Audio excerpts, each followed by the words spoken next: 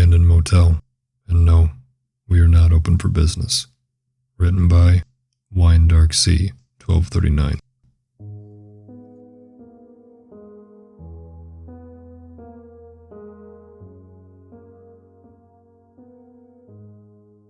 The guy was clearly nervous. After all, it would take a special kind of mental state to ignore the overgrown parking lot and darkened sign. Maybe I should have flipped down the old thing. At least it would have said, no vacancy. Then again, given this guy's state of desperation, probably wouldn't have mattered. We're closed. Permanently, I said, adding to the finality of my words by crossing my arms. Listen, lady, I saw a light on. I'll pay cash. He didn't meet my eyes, constantly glancing around him, cradling a black duffel bag like it was a newborn baby. His appearance was nondescript, age neither old nor young. Perhaps the leather jacket had been flashy at one point, but it had seen better days. He smelled strongly of the river and boat fuel. His accent was Canadian. Clandestine border crossing, clearly.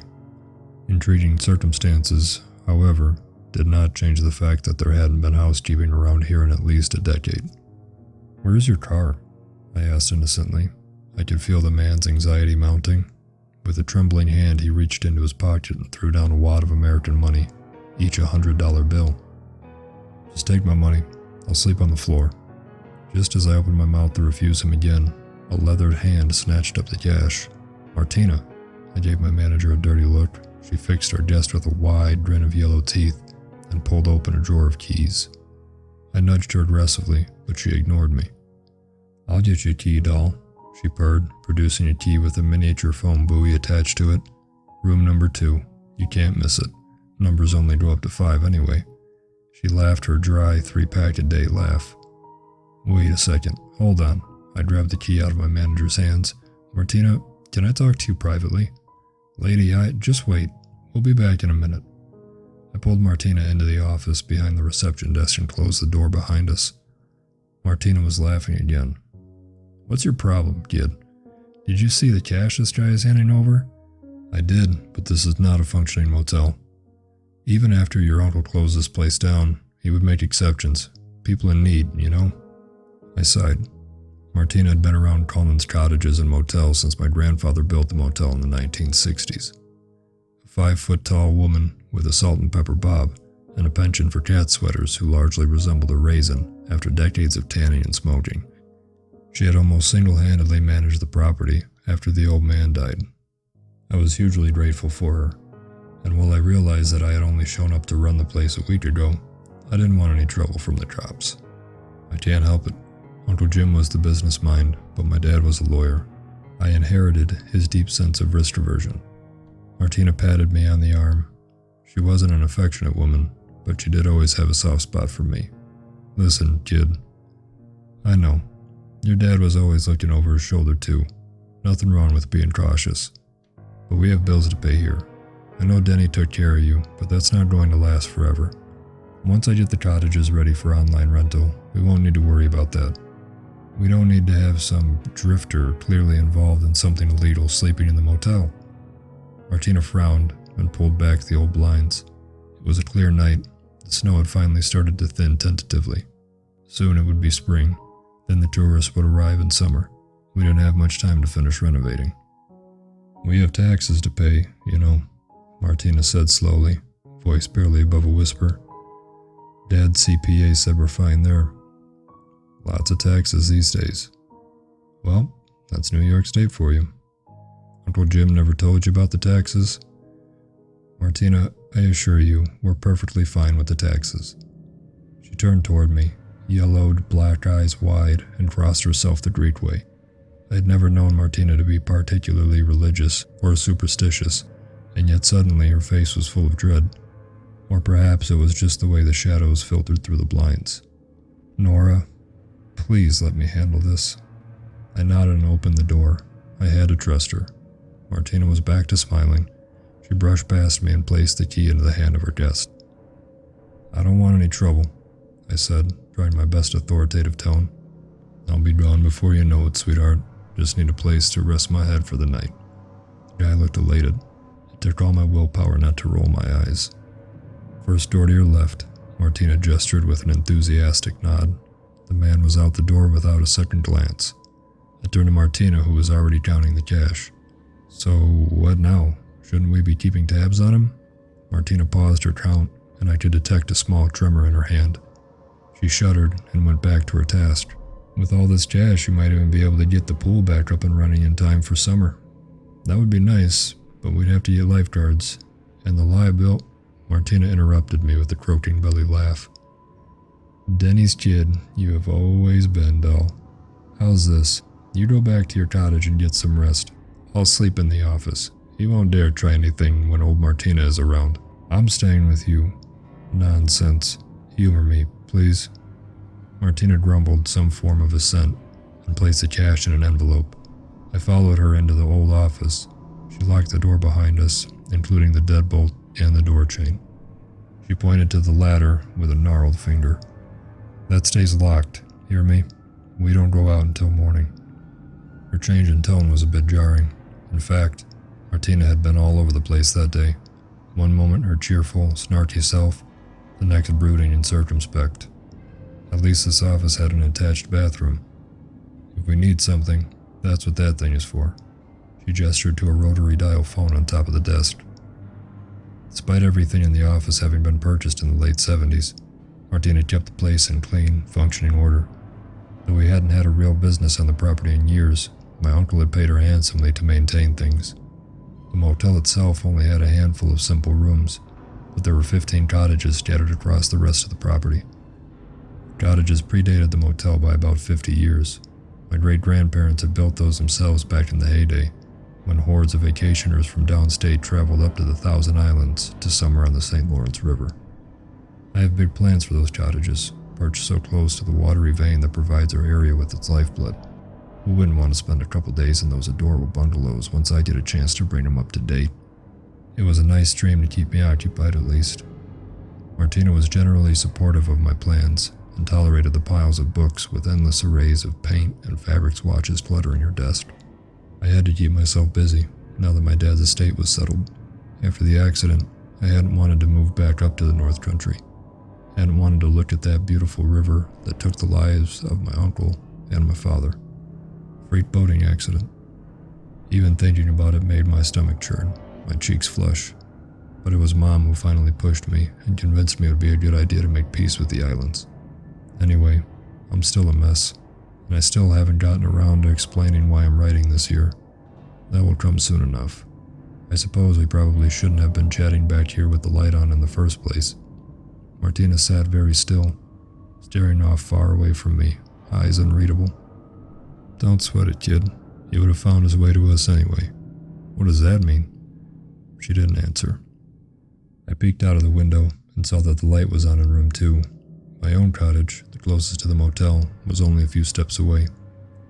While they were all in varying states of dilapidation, mine was the only one really in habitable condition.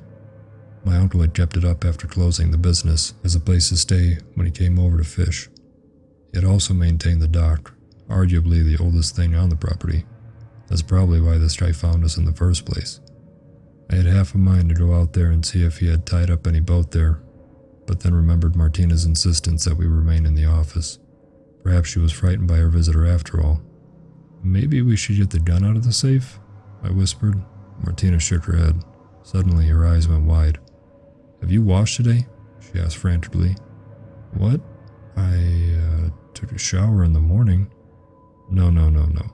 She grabbed my arm with more force than I imagined she could muster and pulled me into the bathroom, turning on the faucet. With 2 hands, she brought water to her face 3 times. She jabbed me with a bony elbow. Wash. Her voice was low, almost a growl. I copied her, following her gestures and washing my face 3 times. When I was done, her shoulders sagged with relief. Good. Now we'll begin. Martina, what's come over you? She took her seat and closed her eyes. Nothing to worry about, she muttered.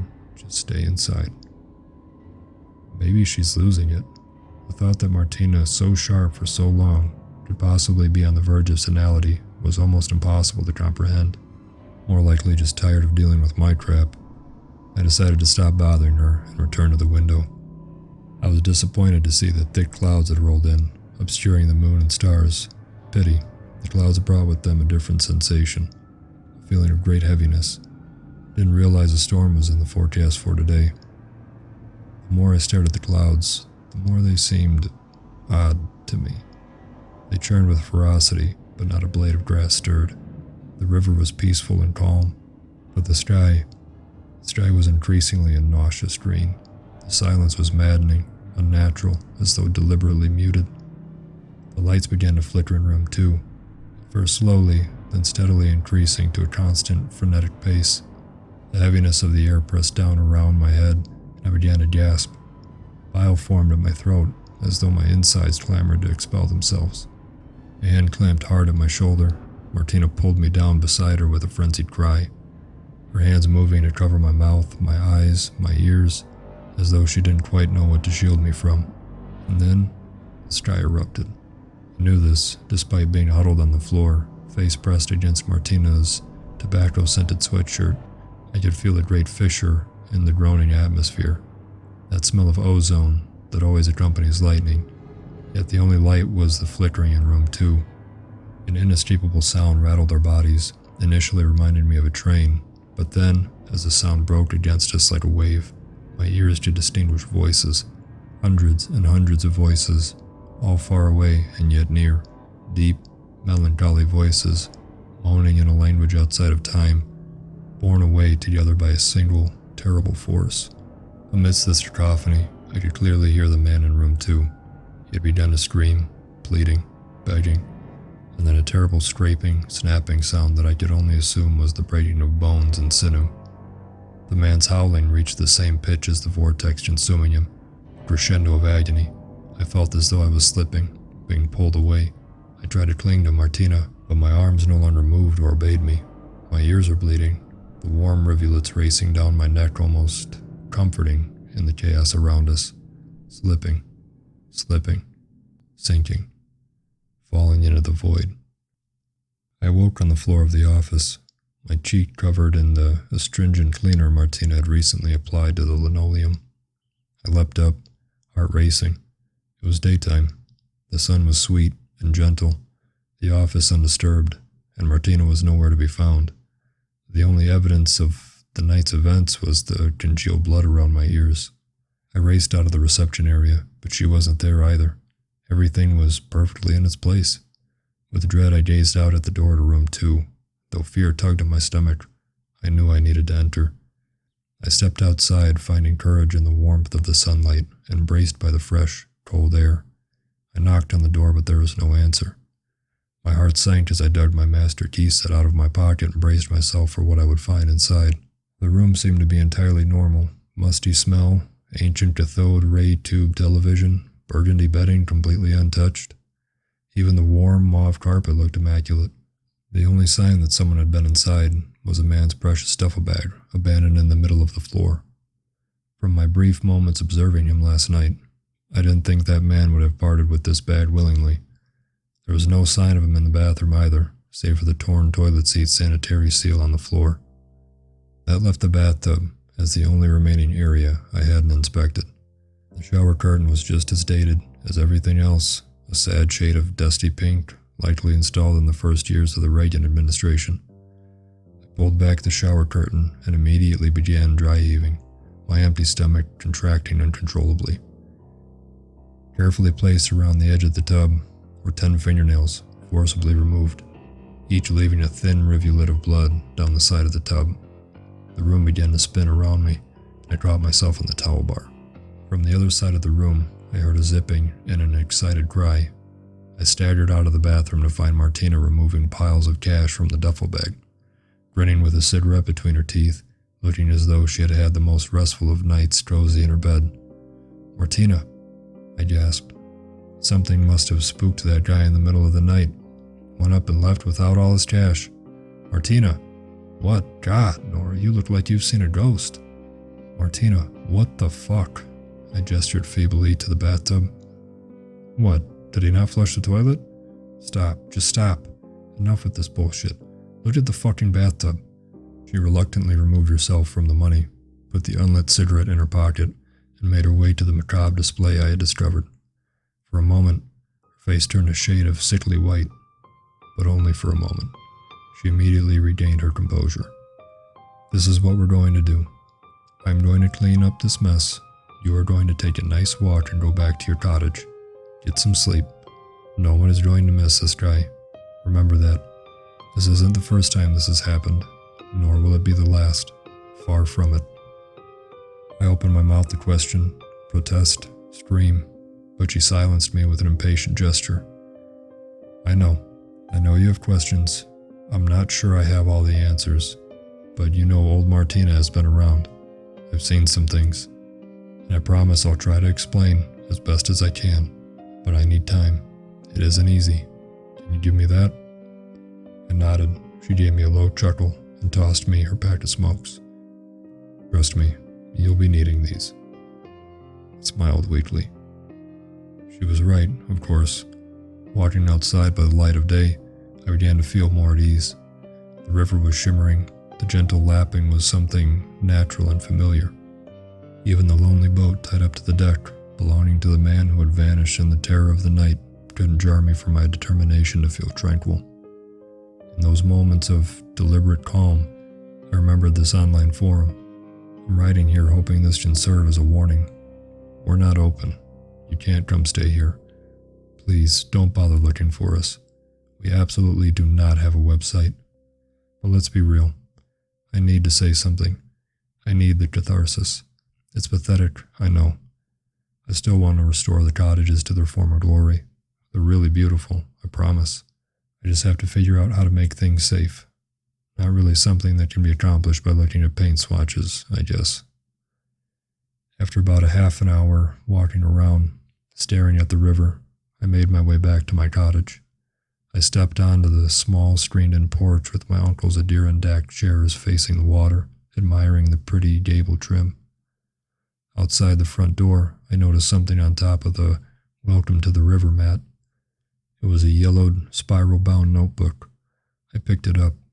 On the faded green cover was one word written in large caps by a blue ballpoint pen. Taxes.